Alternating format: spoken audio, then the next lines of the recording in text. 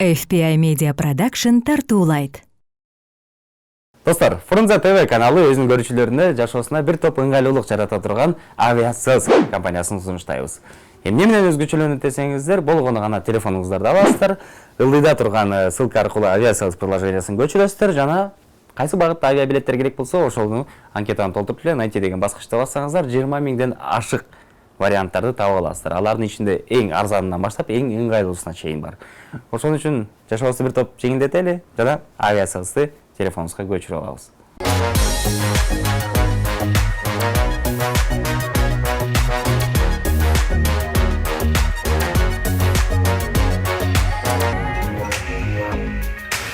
Ассаламу алейкум, сүйүктүү көрүүчүлөр. Общение печенье долбоору Кыргызстан телеканалында жана албетте Фрунзе ТВ YouTube каналында өз жумушун баштайт. Жана бүгүн сонун бир чыгарылыш тартуулайлы деп турабыз. Эмне үчүн сонун деп сурап калсаңыздар, анда жөп-жөнөкөй жообум бар. Себеби бүгүнкү келген конок аябай ачык, жаркын жүргөн жана эң башкысы эч бир жасалмасы жок. Жакшы бир инсандардын бири, мен тааныган. Ошон үчүн мен ойлойм, мага дагы сиздерге дагы бир эстетикалык рахат тартуулайт болуш керек деп. Общение печенье долбоору бүгүн конокто Гүлназ Жинбек кызы. Кандайсың? Кандайсың? Жакшы. Сонун. Ох. Кечирип койчу. Бүгүн элеби же күн жылыдыбы же эмне болуп атат? Сулуу болуп кеткенсиң.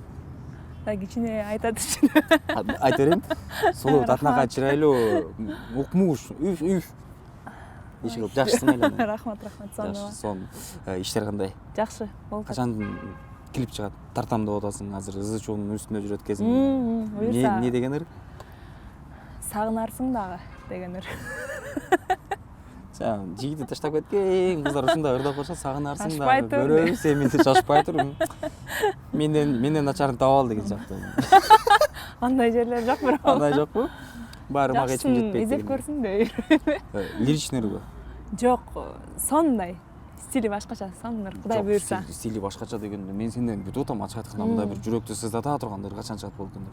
Сеники Меники жалаң ошондой ооба. Өзүм жүрүм турумума байланыштуу окшойт. Мындай азырынча мындай кайгырып, мындай жүрөгүмө жакын боло элек да. болуп эле койсунчу эле. Болуп эле койсунчу. Бирөө эле болуп аткан бирөөгө барып жаздырып алчыкат. Жазып берчи жаман кеңи мындай. Кебетеңин көрүп мойнап атасың деп. Жок, баягы ырды аткарганда ичине кирип ошону сезип аткарсаң жакшы жетет дешет го. Анан мисалы кайдада мен издеп аткан элем да деп коем. Издеп атасың же, таптым. Кыскача бул суроону берип эле коеюн деген, мага өзүң баштадың. Өзүң баштадың. Ооба, өзүң баштадың. Кече күнү эле Гүлназ чакырганда эмне суроолорду берсем болот экен десем, киришсең эле Гүлназ дайыр. Не болуп атат? Мен жаңылыктан артамбы? Кече да бир экөөбүз Москвага кетип атабыз да, концерт берипчи анан. Экөө? Ооба. Экөөбүздү чакырышты. Ал жакта Негедир экөөңөрдү чакырышты. Негедирчи. Анан ошонун астына бирөө жазып коюптур. Ушул экөөсү эмес, астында бир нерсе бар, ортосунда бир нерсе бар депчи. Анан мен айттым, ортобузда бир дуэт эле бар деди. Азырынча эч нерсе жок, башка эч жагат болбоңуздар деген сыяктуу да. Экинчи дуэт аз калды да, мындай. 6 айлык болуп калады мындай буйрса да. Жок, Дайырдын интервьюсун көрсөм, мындай ачык айтпаптыр, бирок эми анын характерин билгенге жараша мындай чымчылап тийип кетиптир да. Эми бир көз караштан экөө түшүнөбүз да. Андайды мен өзүм сүйлөшкөн кызым менен эле билем да. Бир көз көрөш. Ошондой. Болсо болуп атат деп эле айттым. Эмне, Дайыр жаман бала эмес. Жакшылап Жок, эми Дайыр мырза менин жердеш чыгармачылыктагы агам. Анан ошо дуэт ырдап, чакыруулар бир жака чогуу болуп калат, анан чогуу көп жүрүп калатсак, ошондон улам ошондой кептер жаралып атат экен, анан ошол эле. Ишенбедим, баары ишенбедим. Сага караганда Дайыр чакырсам болмок экен, ачык айтмак экен. Ал тиги журналист сурап көрдү. Тиги журналист калбай коюптур, андычы мен болсо кой бурат, айт деп атат акыры. Ой, жүрүп атабыз дедирмекмин. Жок, жүрбөй элебиз. Жок, ушундай ситуациячы общение печеньеда качан болгонун айтайынбы? Мына биздин көрүүчүлөрүбүз постоянно калтырбай көрсө, Аваздага келгенде, Айданага келгенде жок, экөөсүң жок деп атыптыр. Жок, алардыкын биз билет, мен мисалы билет болчумун да. Алардыкы мындай элге официалдуу түрдө айткан эмес, бирок ичара мамилелер бар болчу. Мен эле билип койрум, мага айтып койру же. Жок, бизде экөө тең эле. Бизде экөөдөн башка ким бар? Жок, жөн эле мындай чыгармачылыкта эле чогуу жүрүп атабыз да. Анан мындай жүрбөй эле. Дайыр чалып койсо бурат кечинде. Сөзү бар дейсиң. Сөздөр бар. Болсо кошумча кандай беребиз, эмне болот биягы? Такташып алчы, кызык иши менен такташып эле койгон макул. Шоу бизнеске көнүп калдыңбы? Мен байкашымча көнүп калдым ошо. Ооба. Бир жок, көнүп калдың дегенде типа мындай бир эмес, уже эстрадада жылдыздар менен аралашып, шерине куруп, дос болуп, мындай уже компанияларга бөлүнүп мындай. Бизде Буюрса. Гүлназ мынтип коюп жүрөт го. Ооба. Буюрса жакшы эле. Жактыбы? Мындай как рыба в воде деп коет. Ошо. Келгенде эле мындай. Өзүң толкунга Ушу меники экенин сездим да. Буга чейин деле сезчү элем кичинемен бери элечи. Анан просто ал нерсе өтө алыс да деп даже ошо кадам таштагандан да коркчу экенмин да. Бизде ушундай го баягы кичине кезимде барьерлер боло берет го. Көрсө өзүң жакшы көргөн калган нерсен коркпош керек экен да. Аракет кылып көрүш керек экен, аракет кылыш керек экен. Анан Кудай жазган болсо аралашып кетиш мүмкүн деген жери бар экен. Ошо айтып коеюн дедим. Ошо эле болгон. Эмнеси бар экен дегенде эле айтып коеюн дедим. Жакшы болсун эң негизгиси. Кубат атам, көрүп атам. Помимо танцевальный мындай жыргы тукс деген бийлерден сырткары основной багыт уже жар-жарга бурдуңбу? Жар-жарга бурулуп кетти. Бурулуп кетти, жок просто бул жерге келип интервью бергендин баары кийин жар-жарда иштешип каласыз деп турчу. Жакшы келип атат сага ошондой. Ким билет эртең Гүлназ бар, мынчага келип берет деп мен ошо тейлерин сунуштап калсам.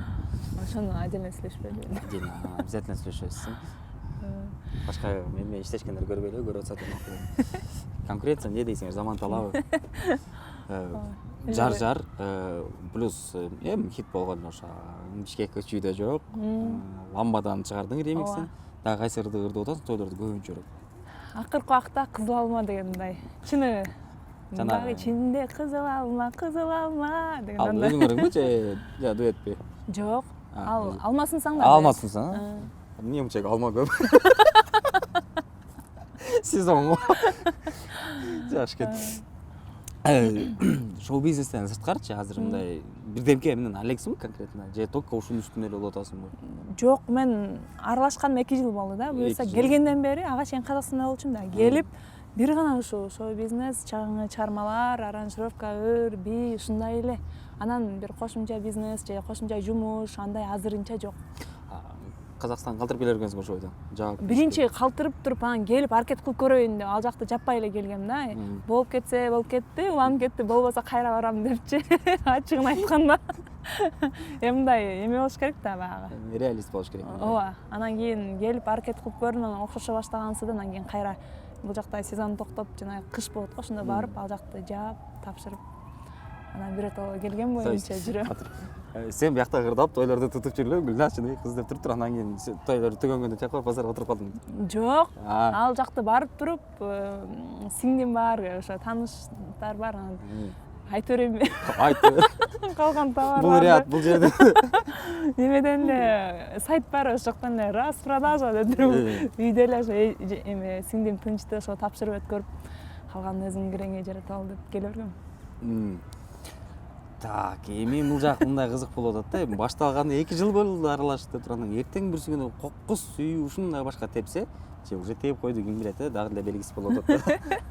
Анан сүйүү ушундай болуп келип туруп эле, тырс болуп тургандан Гүлназ, мен сенсиз жашай албайм, мага турмушка чыкпасаң болбойт десе, сен да ох деп туруп давай деп колуңдай берген бойдон кетсең, чыгармачылык не болот да, мындай токтотконго мажбур болуп калсаң, 2 жыл, 3 жыл болду ашып кетсе, мындай эми мындай деп мындай кызыгы башталган кезде үйдө отуруп, жол салынып, анысы да болбойт да бирок бир жерде. Эми ошо күндөргө жеткирсин негизи. Аял заты үчүн аялдык бакыт биринчи орунда деп коет го, үй бүлө дегендей.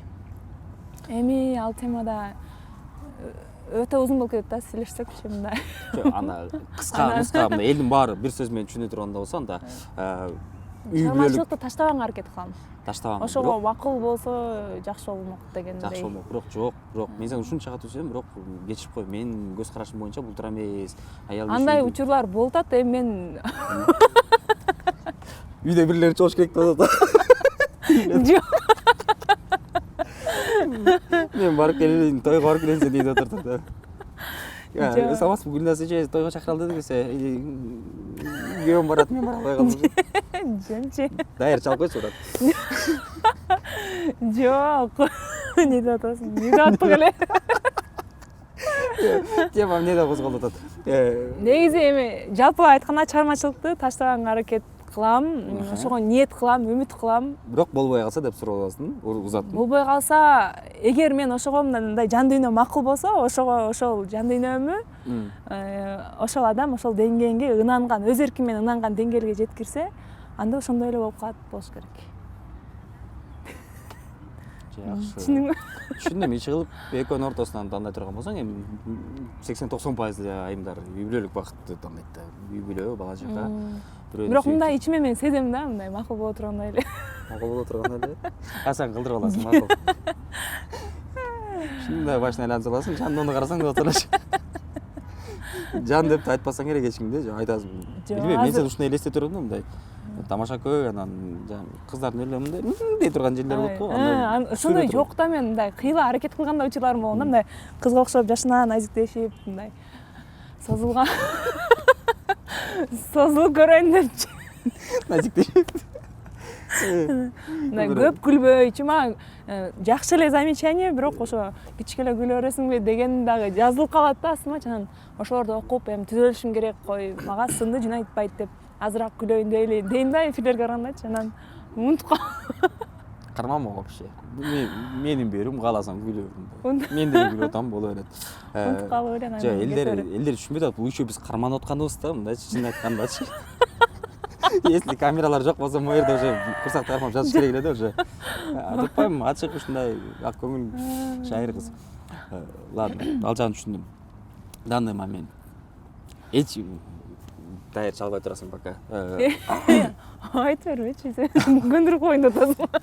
Ушинтип барып карап туруп, тоюңардын бир жерде отурган болом да, мындайчы. Билесиң деп. Болуп атат деп айтып кеттиң, ошол сөздү сразу сактап калдым. Азыр айтат эми жигиттер Гүлназ деп подход жазып атышат. Орусча айтмакчы. Арасынан прям мындай тандоо болуп атат. Бул жакшы экен, бул мындай экен деп. Эми бул суроону конкретно бирөө алып аткан жокмун. Өзүңүн как бы нең барбы, бекитилген бир табитиң барбы? Мондай жигиттер мага жагат. Ой, мындай болсо, далдар мындай болсо же характери мындай болсо. Эми андайчы мындай ар бир мындай бойдок деп коелу. Турмушка чыга элекпи же чыгайын деп атканбы же үйлөнөйүн деп атканбы, ар бир эле адамда мындай божомолдуу элес болот го. Анан бирок аны мындай болсун, тим эле мен айдан түшкөн үзүп калам да, аны айтсамчы. Туурабы? Ошого эми насибинче деп эле коеюнчу. Насибинче эле. Айдан түшкөн үзүп дегенде мындай өзүң сулуум деп эсептейсиңби? Мындай, эгер чын көз караш менен чыныгы сулуулуктун эталондору болот го, баягы көздөр бакырайган сулуу кыздарчы. Эми андайлар сулуулар да. Мен бирок Кудайга шүгүр, өзүмө Кудайга ыраазымын ушул келбетим үчүн. Анан баягы топ модель, красоткаларга кирбейм, бирок мындай орто эле жакшынакай эле болсоң керек дейм да. Жакшынакай эле. Жаман сомнение кармадым, ташлай айтпайсың, эмне жакпай атамын көзүңө. Жок. Негизи ошо ыраазымын өзүмө, өзүм жагам да, ошол эң башкысы болуш керек. Сеники эстрадада багытың кайсы тарапка кетсе деп ойлойсуң да? Мисалы эми той бизнеси да само собой 90-100% ырчыларыбыз бар, ошол жака аракет жасайт да, ошол жактан нан табапчы деп. Бирок алар ачык эле экен да. Ачык, эми баарыбыз эле мойнубузга алабыз. Башка бизнесиң жок болсо, анда мисалы дисктерди сатып акча таппайсың, музыкаларды, баягы чет өлкөдө музыка үчүн радиолор, телевидение төлөйт экен, андай жок го бизде. Анан төлөбөйбүз. Эмне төлөйбүз? Ошо да, ошон үчүн только тойдон эле. Ооба, даже чет элде ушундай эфирлерге чакырганга да төлөйт да. Ошо да. Биз төлөбөйбүз. Биз сүйгөн боюнча эле келер. Тамак алып берейин анан, нормально, лагман. Кырсаң ачты эле как раз деп. Ошону үстүнөн. Кайсы багыт? Тойдон сырткары бир өзүңө направление алгың келип атабы? Себеп дегенде, өткөн Айпержеден сурасам, мен өзүм да түшүнө албай атам дейт азыр. Эмне каларымды? Чыгармачылык жааттабы именно? Ооба, себеби бир чыгат, артынан экинчи чыгат, үчөө вообще башка направление да. Багыты башка, мазмуну башка, угулушу башка да. Анан сеники пока бир багытта келип атат. Бирок мен ойлойм, бул багыттан мындай бир четке чыгып келатат окшойсуң да. Сагынасың, эмне дедиң? Сагынарсың дагы. Сагынарсың дагы да. Сагынарсың дагы эмес, сагынарсың дагы. Чисто өзгөнүн кызырдаганыр да мындайчы. Дагысы бар да, анткеничи. Тойдо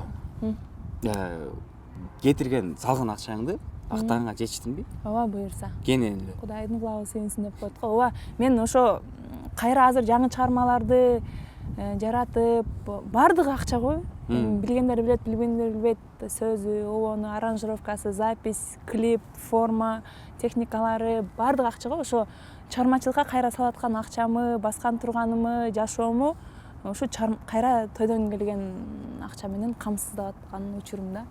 Ырды сатып алганыңды билем казактардан. Бирок канчага алганын билбейм да. Эгер бир жерде айткан. Кайданыбы? Кайданы ырдын өзүн 100 000 теңгеге сатып алгам. Ошол кезде 20 000 сомдой эле койбу? Кой. 20 000 сом эмес. Биздин курс менен 20 000 сом болуп калат. Азыр ушундайбы? Азыр ушундай. Сен илгери алгансың да? 2 жыл мурун алгам да. Адаштырып. Хорошо. Союз учурунда эмес. Мен ойлопмун просто кымбатка алып алса керек деп. Ошондой эле бир 5-6. Жок, эми аны мен получается ошо идеяны, обонду алып атам да, анан кийин аранжировканы кайра 120 000 теңге, анан запись, анан клип деп расходу көп эле кеткен. Жок, башкалардан уксак, даже кыргыздар, казактарга бир 5-6 000 долларга сатканга жетише калат экен да ырларынчы. Ой. 5-6 000 долларга? Ооба. Барбы бир экөө сатып келет Кортойдон ары өтүп барып. Нормально бизнес кылып кетебиз. Алабыз. Сагынасың дагы. Өлеңди. Мен наоборот Казакстандан сатып алдым, кстати, ошону. Дагы? Дагы эмес, кайданы мен аны аткарып уже чыккандан кийин сатып алып атпайбымы, көрчү. Бул ырды эч ким аткара элек. Жапчаңы ыр. Менде деле бир мындай 5-6 класстан калган дептерлер бар да, жок, мунун аранжировкасы ону менен даяр сатып алдым, угуп жакты да. Анан Кудай буйрса насип кылып калса, азыр айтсам болбой калабы? Айта берем. Не болуп калса айта бер. Эми жакшы ниет кылып айтып кое берейин. Кудай буйрса бул ырды 2 тилде чыгарганга аракет кылып атам. Кыргызча менен казакча клипти дагы 2 тилде. Билет да, өзгөнүн кызы да, сразу. Билет. Бул эфирге качан чыгат? Анан менден биринчи башка бирөө ошондо болбойбу? Эч ким айтпайт.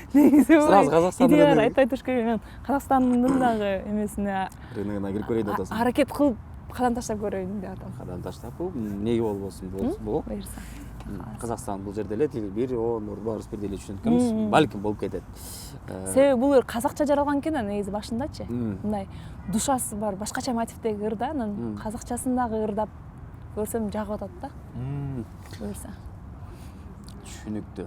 Иш кылып чыгат экен жакында. Кудай буйрса. Клипте укмуш тарткантасың же бир жерге туруп, бир таштын бурчуна туруп эле. Жок. Эми клипте ошо бүгүн как раз ошо расходдор жакка барып, бир сыйра жалат болуп келатсың. Шунча кетсе, анан зато необычный клип болот да деп багындай болуп аткан кербезим да азырчы. Уже декорациянын өзүнө эле таланча кетип калайын деп атат да. Айтта канча, мына тарс жарылып айтта, мынча мен декорацияга эле сурат деп. Нараган адамдар өздөрү түшүнөсүн ошо. Ошондой болуп атат да. Декорацияга 3 камера турат, алып тартып бер да клипти. Парттарда. Буйрса жакшы эмгек болот деген үмүтүм бар.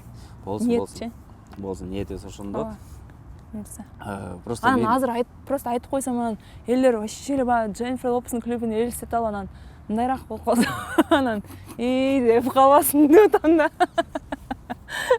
Мындай кылып айтайын ориентирдечи. Буга чейинки клиптериммен дагы жакшыраак, өзгөчөрөөк. Бирок Дженнифер Лопескага жетпейт. Андан жетпейт. Меники менен Дженнифер Лопестин ортосунда коюм. Кичине жагып калат. Жакшы. Не эфир болуп атат, туугандар кечип калды, болуп турат жашоомундай. Мен өзүң айттың, экөөбүз эслешип аткандай болуп. Жок, негизи бизде жакшы эле. Көрүүчүлөрүбүз 90% көпчүлүк көрүүчүлөр ушул формат үчүн жакшы көрөт. Себеп дегенде телевидениядагыдай монтип туруп, айтсаңыз анан сиздин оюңуз боюнча деген нерселер жок. Жандуу, жашоодогудай.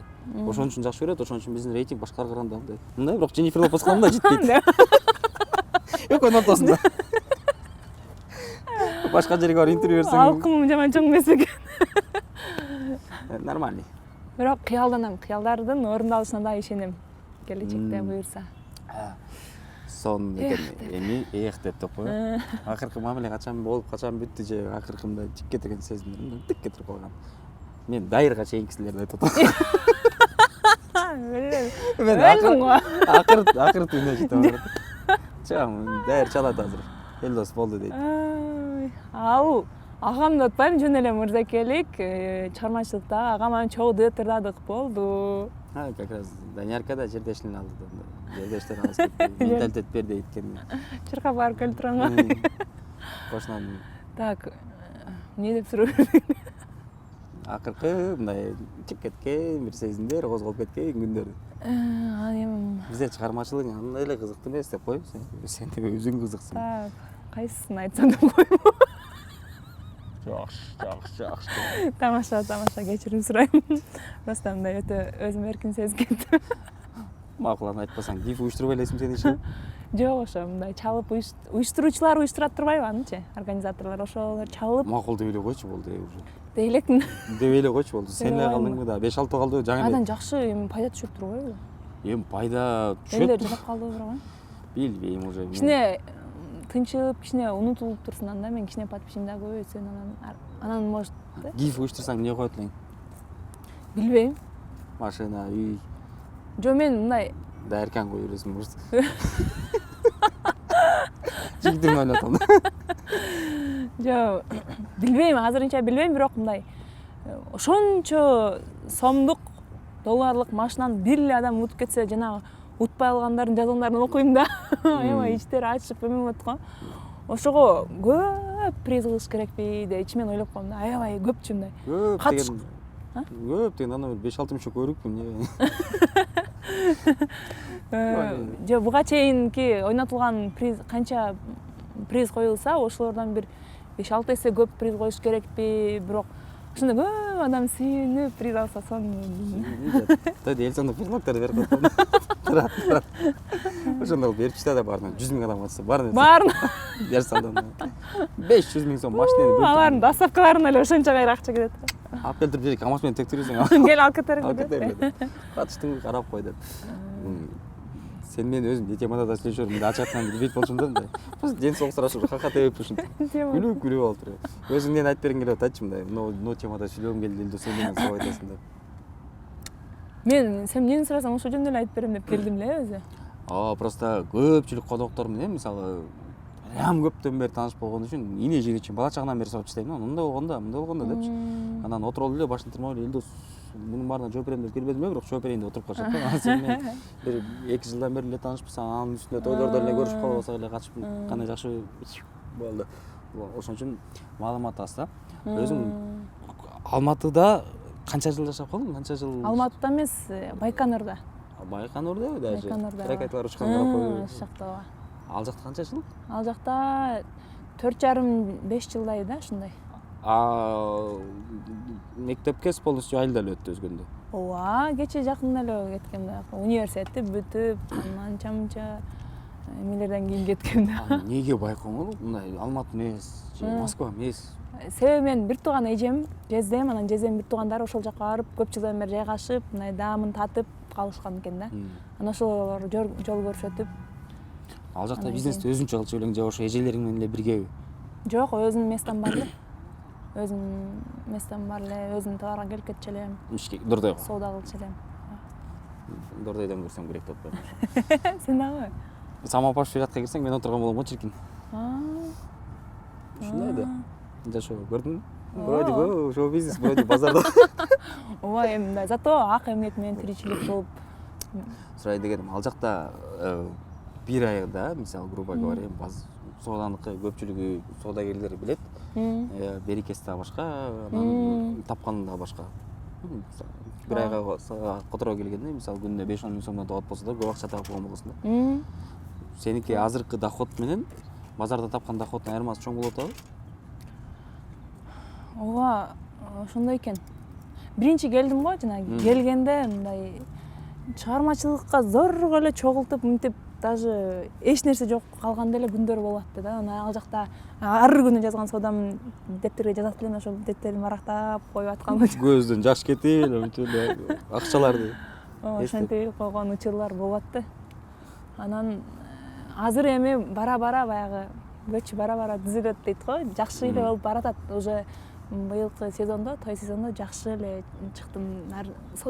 Соодада 1 жылдай бир айланып, анан кийин эсептейсиң го доходуңучу баягы. Декабрь бүткөндөн анан эсептейт болчу да ал жактачы. жалпы салган жылы бою салып айланткан акчанын жыйынтыгы чыгат го. Ошо быйыл ошо содадагыдай эле жакшы эле болду быйыл. Көрдүк жакшы. В основном сен сезон учурунда көбүнчө түштүк тарапта болот, жалдап атты ош тарапта. Прям кандай болот? Ал жакта чакыруулар бат-бат түшөттү же бир чакырымдын артынан подряд уруп кетип аттыңбы? Андай дагы мындай да болот. Мен бир нерсени байкадым да, ал жакта той белгиленет го. Эртерээк эме занят болуп, эртерээк чалып, эртерээк бронь болуп калат да. Анан Бишкекке, Көлгө дагы чалуулар болот да. Уже баягы күндөр занят болуп калгандан кийин чалуулар болот да. Анан тыңыраак болушат окшойт ушу биз жакта. Жок, тыңырактан да ушундай. Эрте чалып бол, Эрте чалып. эрте бронь болуп калат да, числолор, жар-жарлар. Аны ал число бош эмес эле. Бирок салыштырмалуу үчүн эле мага жеке менде түштүктө чакыруу, чалуу тойго көбүрөөк да бул жака Бишкекке анан карагандачы.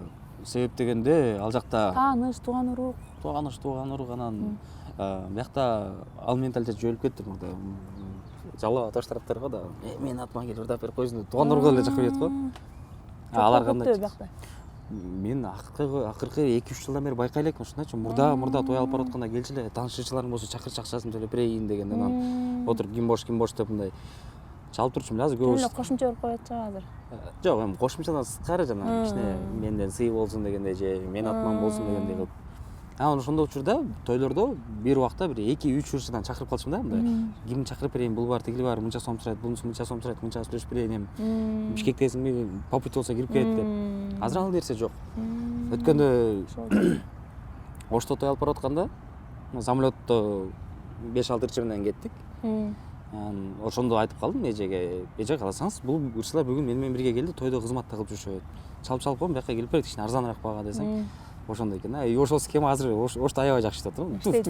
Ошондой. Тамадалар эле чечип коет да, тарс келип калды. Бир күндө бир тойго официально барсаң, экинчи тойчу, үчүнчү тойда чыгып кетет деген да учурлар болот да. Гүлназ бияқта экен деп чакырып калып аткан учурлар.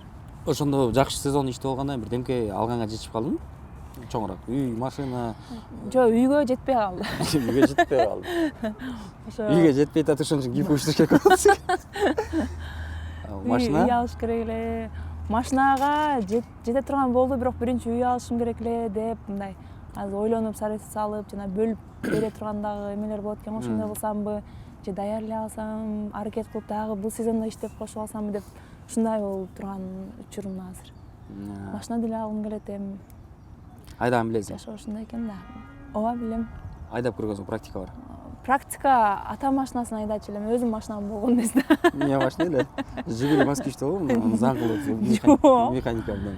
Жок, Honda Stream болчу. Honda Stream. Автоматпы, жакшы. Механика айдай албайм. Механика айдай албайсыңбы? Ошондой элем. Бирок эми сенден күтсө болот механика. Тракторга турганда кетип калчу да. Мындай бая көрөт окшойсуң. Өткөндө бир кыз таң калтырды, назик болуп барып туруп эле эски посадка отуруп туруп механиканы карт салдырып урду эле. Мындай таң калып эле остановкада калып каласың да. Содада общий канча практика жүрдү сенде? Мындай ошол боюнча бир кыскача сурап коеюн, сен аны түшүндүрүп берем. Канча? Содада ошо баргандан баштап кайтканга чейин содадо жүрдүм да. 5 жыл канча? 4-5 жыл деп койсок, 4,5 жыл да, где-то ушундай. Кандай дейсиң, сеники үйлөгөн мындай? Себеби мындай деп коет да, колу жеңил деген түшүнүк бар го, билесиңби? Менин колум өлө жеңил да, базарга чыксам эле сода жүрүп кетет да, бирок отурган өлгөдө жаман көрөм да. Отура албайм да. Жок, ар бир нерсени жакшы көрүп жасай берет экенсиң да, пайда түшүп аткандан кийинчи. Соданы жакшы эле кылат болчумун. Себеби эл менен өзү общение жакшы көрөм да. Анан клиенттерим мен кетем десем капа болушуп, азыркыга чейин жазышып турган клиенттерим бар. Базарга багы, ал жакта базарда кийим базардагы, фрукты, продукты базардагы общий бир жерде болчу да, Байконурдачы. Анан продуктага келип деле эч нерсе албаса деле мага тиги учурашып, сүйлөшүп, анан кеткен клиенттерим бар болчу да. Анан кийин чыгармачылык менен мамиле кылчу экен да. Азыр ойлосомчу, эмеге дагычы, илгенде товарлар илгенде Бирлан деген куда балам бар. Ошо жездем деп атпайм, бир тон ошонун иниси, ошо үйрөткөн. Андай ага дагы чыгармачылык менен мамиле кылсаң, содага вид деп коет го. Мисалы, сары футболканын жанына кызыл, же болбосо жашыл жакшы жашат. Жашылдан кийин мындай деп ошого карап тизип, анан бир баланыкын бир кыздыкын кылып тизип, манекендерге кийгизип, анан баягы сахнада ошону байкадым да. Аны мен эч жерден угуп элекмин өзү. Сахнада элге артың салба деп үйрөтөт го. Содада дагы алдагындай кандайдыр бир процент психологический таасир этет экен да. Бизге розничный сатат да. Чоң 2 местада болчу, астоза мындай тосок, бул жагы полный товар илинет эле да. Анан мына общий аркан карап албай, баягы карап эле клиенткелер сүйлөп атабы, ошону өздөштүрүп алдым да өзүмчү. Анан карап калыш керек да. Мынтип бир нерсени сурадым. Ал бер костум мынтип бурлуп баш бакта кадимдей. Жок, ошо караган боюнча эле мынтип түшүндүрүпчү, мындай. Иче колдордо мындай. Сразу аны оңой эле алып туруп дароо астына коюп, анан кармап көргөндөн анан дагы кетет го, процесс кетет. Анан канча жашта деп сурап, мынчада десе, мындайларды. Сен сахнада манерең бар базарга бара алмайсың. Эртең Байконурдун базары болуп ушинтип калмасаң да. Видеону элестетем, көрөт да баары кызыксын да сен. Биз менен иштеп кеткен карындашыбыз, сиңдибиз, эч жыл таанышыбыз деп.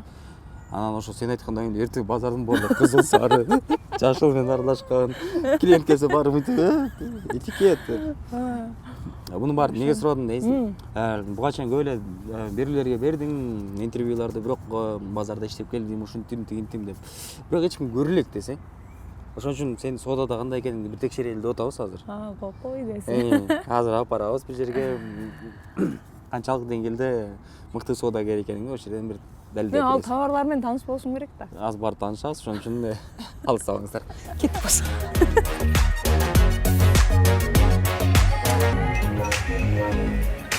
Мынакей урматтуу достор, айтып өткөндөй эле Гүлназ көп жыл содада иштеген дейт. Эми сода үчүн базарга барып сени элдин талантысына калтырбай эле. Мен базарда жакшы сатат элем да. Жакшы дүкөнгө алып келдик. Красивые шаги аттуу бут кийимдер дүкөнү. Ушул жерден өзүм көргөн эле клиенттер көп. Баары консультациялык болуп, кайсы жакты, эмне жакты деп атып, максатым 15 мүнөттүн ичинде 3 бут кийим сатышым керек. 3 ту. Да. В принципе, колуңан келетін болуш керек, ошон үчүн убакытты Аракет кейтиребиз. кылам, тем более сонун кийимдер бар экен. Кеттик. Жеңил сатып берет. 38. Тем более азыр распродажа болуп атат. Бул жакта. Кийип көрөсүзбү размерди таап эле? Мен мындан кийгенмин. Буга чейин болгонмун. Эме жарнамага келдиңерби? Ровно 14 мүнөттөн алдык. 3 бут кийим сатсам эмне болот? Бизен болот да. Бир бут кийим подарка. Распродажа ушул жерде болуп атат да. Мындай распродажа эч качан болгон эмес. Тандадыңызбы? Тандап атабыз. Экөөнү алсаңыз деле болот экен. Ошо экөөсү жагып атат. Конечно. Болбой атат экөөнтүн алып бересиң. Алып бериңиз эже. Жок, бул бирөөнүн эле баасы да, получается. Бул же мындай баа, жана сумдарга барсаңыздар, мындан 300 кымбат турат. Экөөнүн стили эки бөлөк вообще. Четкий. Сен кайсыны тандайт элең? Мен экөөнү тең алат элем эже. Экөө тең сон болуп турат. Мен мынаны тандап атам, кызым буну тандап атат. Анан экөөбүз. Кир көтөрүмдү деп атасыз да сиз жанагы эле. Өзү таптатынакай сонун кыз экен го. Арзан го, экөөнү тең алып бере бербейсизби? Азыр ойноп атабыз. Тем более экөөнү тең размери бар экен, Ооба, кийинчи кичине жумуштасыңарбы азыр? Же студентпи? Мен окуучумун, школьник. Школьница даже. Модель боло турган кызыңыз бар экен. Кызыңызчы 10 жылдан кийин иштеп туруп, сизге мынданчы 10 эсе кымбат шубаларды алып берет же. Буюрса, ооба. Сиз 2 шуба жактырсаңыз, экөөнү тең алып бересиң, кийин. Ошон үчүн экөөнү азыр ушундай скидкада кутулуп кое бериң, экөөнү алып берип. Ошо 10 мүнөт таңда калып калды десең. Убактын түгөнүп баратат. Экөөнү алса да бирөөнү сатышың керек болот Гүлназ. Жок, экөөнү тең эле ала бериңиздер. Мен да таанышат экен. Сен бар таанышпы? 3 саат керек болот, 10 мүнөт калды да. Тапшырма ушундай. Кыйналып аткан. Ошон үчүн экөөнү алып койгола, бирөөнү сат дейсиң ага. Жок, адыш эле. Бул эме жок болгондо деле ошентип айтмакмын. Чындап эле экөө тең сон болуптур. Мен болгону экөөнү тең алмак. Анда тандап бирөөнү алып койбу. Экөөнү тең алып берериңиз эже. арзан эле болуп Сатып турсачы. тұрдым, жүр, апаң ұшпай, бас. Бұл мен жардымдашпай. Атың кем Жөн, біле, жетірейім немеге? оның кетіп қойын. Коробкага салып. Апа, басыңыз, касса, бияқ есепте қолы, екі бүт кейін кетті уже. Эки бутки. Сразу. Ак менен кара. Аз алып келем бир шериктерин. Караңызчы, эми антип эметесиз. Кыяс көзүңүздү, антип кыяс кыздарыңыздын көзүндө. Мына чымчып қойым, илай бересің бұл жерден. Экөөндө. Иля, жады. Акчаңыз жетсе чындап эле скидка болот эже. Сразу экөөнү тең алып берип кое бериңиз. Акчаңыз болсо. Так, бирөө бар, Гүлназ, кеттик экинчиси. Мейли, макул. Жакшылыкка келиңиздер, келип туруңуздар. Биздин эшигибиз дайыма сиздер үчүн ачык. Эсептелер. Кетип атып вактың. Бүгүнкүдөй скидка эч качан болбойт да, мындан да экинчиси элес. Экинчиси? Мен барып эле силеп койдум эле деп. Бул эже аркылуу алып атасыз ба? Жарымдаштат да эми мен эмелер, размерлерин билбейм. Эсепке Эсептелерсизчи. кирбей атпас, өзүнчө иште. Бирөөгө жабышпай. Өзүнчө иштеди. Өзүнчө иште бас. Мына байкелер тур, байкелерге тандашым. Акчасы жок да экен. Булар мурда 2100 болгон да, азыр 1900 болуп калды. Арзан болуп калды.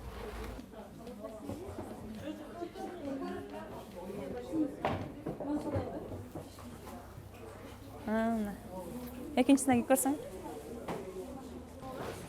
Идеально отыр. Золушкадай болуп калдың. Сан жарашты. Жакты? Базада тем более азыр арзан болот. Сразу ойлонбой туруп алсаңар болот. Биякта эжелер бар экен. Бир эжелер ашына, эжелер жүрөт. Анки могуска жардам берип карчы. Ким аласың?